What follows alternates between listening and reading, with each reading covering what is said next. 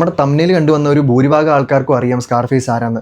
അതറിയാത്ത കുറച്ച് ചുരുക്കം ആളുകളുണ്ട്. അവർക്ക് വേണ്ടിയാണ് ഞാനിപ്പോൾ ഈ കഥ പറയുന്നത്. ഒരു സിംഹം 400 സ്ക്വയർ കിലോമീറ്ററുള്ള ആഫ്രിക്കയിലെ ഒരു കാട് ഭരിക്കുകയും അവിടെ അതിക്രമിച്ച് കയറിയ 130ഓളം സിംഹങ്ങളെയും ഹൈനകളെയും കൊല്ലുകയും സാത്താൻ സേവ്യർ പറയുന്ന പോലെ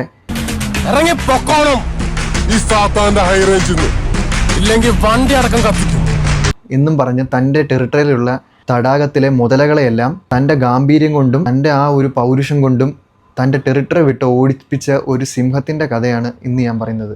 അത് മറ്റാരുമല്ല, the real alpha male lion Scarface. അപ്പോൾ guys, come to extra world. എനിക്ക് തോന്നുന്നു ഇത്രയും വേൾഡ് ഫേമസ് ആയിട്ടുള്ള, ഇത്രയും ഫാൻ ബേസ് ഉള്ള മറ്റൊരു സിംഹം ഈ വേൾഡിൽ വേറെ കാണത്തില്ല. സ്കാർഫേസ് എന്ന് പറയുന്ന ഈ ഒരു സിംഹം 2012 തൊട്ട് 2021 വരെയുള്ള തൻ്റെ ഈ നീണ്ട 9 വർഷത്തെ കാലയളവിനുള്ളിൽ ഒരു 130ഓളം സിംഹങ്ങളെ കൊന്നിട്ടുണ്ടെന്ന് ഞാൻ പറഞ്ഞു. സിംഹങ്ങളുടെ പ്രത്യേകത നമുക്കറിയാം. ഒരു സിംഹമുള്ള ടെറിട്ടറിയിൽ, ഒരു മെയിൽ സിംഹമുള്ള ഒരു ടെറിട്ടറിയിൽ മറ്റൊരു മെയിൽ സിംഹം വന്നിട്ടുണ്ടെങ്കിൽ അവിടെ ഒരു ഫൈറ്റ് ഉണ്ടാവും. ആ വരുന്ന ഫൈറ്റിൽ ജയിക്കുന്ന ആരാണോ അയാൾ ഈ ഉണ്ടായിരുന്ന സിംഹത്തെ കൊന്നിട്ട് ആ ടെറിട്ടറി മൊത്തം കീഴടക്കുകയും അവിടെയുള്ള പെൺസിംഹങ്ങളുടെ എല്ലാം ഇണ ചേരാനുള്ള മെയിലായി മാറുകയും ചെയ്യും.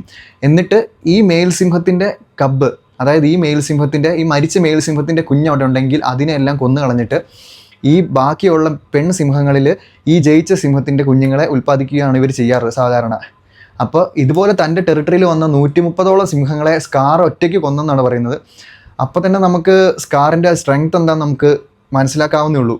130ഓളം വരുന്ന സിംഹങ്ങളെ ഒറ്റയടിക്കല്ല, ഓരോ പ്രാവശ്യമായിട്ട് ഇങ്ങനെ വരുന്ന 130ഓളം സിംഹങ്ങൾ തൻ്റെ ടെറിട്ടറി കീഴടക്കാൻ, തൻ്റെ കുഞ്ഞുങ്ങളെ കൊല്ലാനായിട്ട്, തൻ്റെ കാട് ഭരിക്കാനായിട്ട് വരുന്ന 130ഓളം സിംഹങ്ങളെ സ്കാർ കൊന്നിട്ടുണ്ടെങ്കിൽ അതിൽ സ്കാറിന് ശരിക്കുമുള്ള ഈ സ്കാർഫേസ് എന്നുള്ള പേര് കിട്ടിയ എങ്ങനെയാണെന്ന് വെച്ച് കഴിഞ്ഞാൽ, ശരിക്കും ഇതുപോലെ ഒരു സിംഹമായിട്ടൊരു 1v1 ഫൈറ്റ് എടുക്കുന്നതിനിടയ്ക്ക് ആ സിംഹം അടിച്ച ഒരടിയിൽ സ്കാറിൻ്റെ വലത് കണ്ണിന് മുകളിലായിട്ടൊരു നല്ല ആഴത്തിലുള്ളൊരു മുറിവുണ്ടാവും. അത് പിന്നെ അവൻ്റെ ഫേസിൻ്റെ സ്ട്രക്ചർ മാറ്റവും ആ ഒരു സ്റ്റോറിയോട് കൂടിയാണ് ശരിക്കും പറഞ്ഞു കഴിഞ്ഞാൽ സ്കാർഫേസ് എന്ന് പറഞ്ഞ പേര് കിട്ടുന്നത്.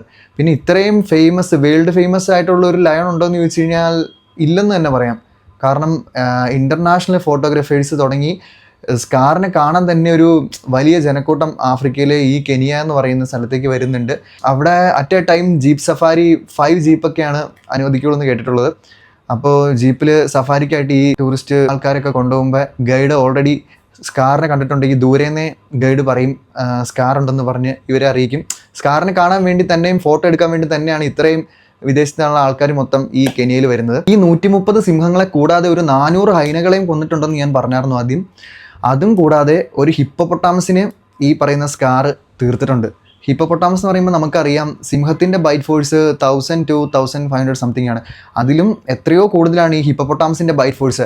ആ ഹിപ്പോപ്പൊട്ടാമസിനെ ഈ സ്കാർഫേസ് തീർക്കണമെങ്കിൽ ഒന്ന് ആലോചിച്ച് നോക്കിയ സ്കാർഫേസിൻ്റെ പവർ എന്താണ്. അതും മാത്രമല്ല, തൻ്റെ ടെറിട്ടറിയിലുള്ള തടാകത്തിലുള്ള ഒരു കൂട്ടം മുതലകളെ തൻ്റെ ഗർജനം കൊണ്ടും ഗാംഭീര്യം കൊണ്ടും പേടിപ്പിച്ച് ആ തടാകം വിട്ട് ടെറിട്ടറി വിട്ട് ഓടിപ്പിച്ചിട്ടുള്ള ഒരു കഥ കൂടെ ഈ സ്കാർഫേസിനുണ്ട്. തൻ്റെ നീണ്ട 14 വർഷത്തെ ജീവിതത്തിനൊടുവിൽ ഒരു കാട് മൊത്തം വിറപ്പിച്ച് ഭരിച്ചിരുന്ന ഈ സ്കാർഫേസ് 2021 ജൂൺ 11 ഉച്ചയ്ക്ക് 1 മണിക്ക് മരണത്തിന് കീഴടങ്ങാനുണ്ടായത്.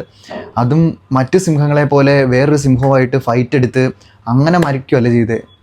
സാധാരണയായിട്ട് ഒരു സിംഹം പ്രായമായിട്ട് എങ്ങനെയാണോ മരിക്കുന്നത് അതുപോലെ തന്നെ മരിക്കുകയാണ് ചെയ്തിട്ടുള്ളത്.